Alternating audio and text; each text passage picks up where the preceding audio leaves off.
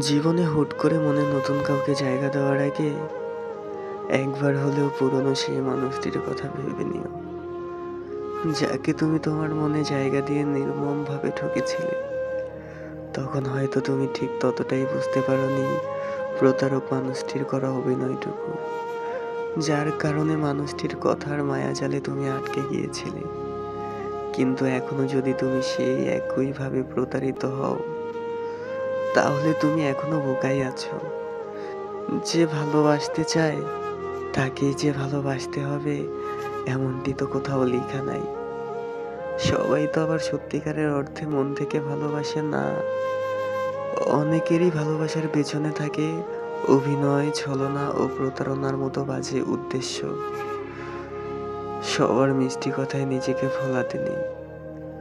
তোমার জীবনে অনেকেই ভালোবেসে কাছে আসতে চাইবে, কিন্তু সবাই তোমাকে সত্যিকারের অর্থে মন থেকে ভালোবাসবে না।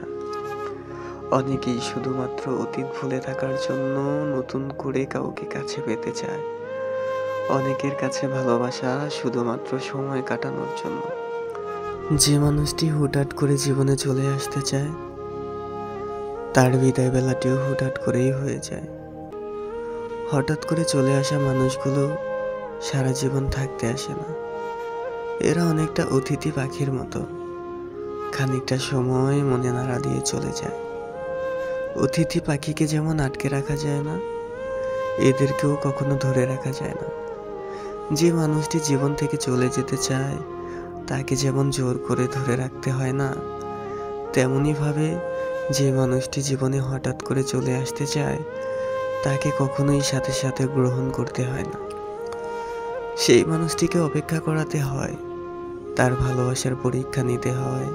এতে করে সঠিক ভালোবাসার মানুষটি খুব সহজেই চিনতে পারা যায়।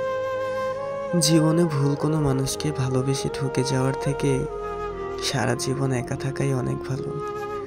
এতে করে আর যাই হোক, ভুল কোনো মানুষের স্মৃতি নিয়ে সারা জীবন বেড়াতে হবে না। ভুল মানুষের স্মৃতি অনেকটা দেহের ক্ষত দাগের মতো, সারা জীবন চাইলে একাই কাটিয়ে দেওয়া যায়। কিন্তু জীবনে ভুল কোনো মানুষের জন্য মায়া নিয়ে কাটিয়ে দেওয়া যায় না। সঠিক মানুষটির জন্য অপেক্ষা করে থাকা যায়, কিন্তু ভুল মানুষটির স্মৃতি নিয়ে থাকা যায় না। ভুল মানুষটির কাছে নির্মমভাবে ঠকে যাওয়ার যন্ত্রণা অনেক কঠিন এবং ভীষণ কষ্টের। সঠিক মানুষটির জন্য অপেক্ষা করে থাকা যায়, কিন্তু ভুল মানুষটির স্মৃতি নিয়ে থাকা যায় না।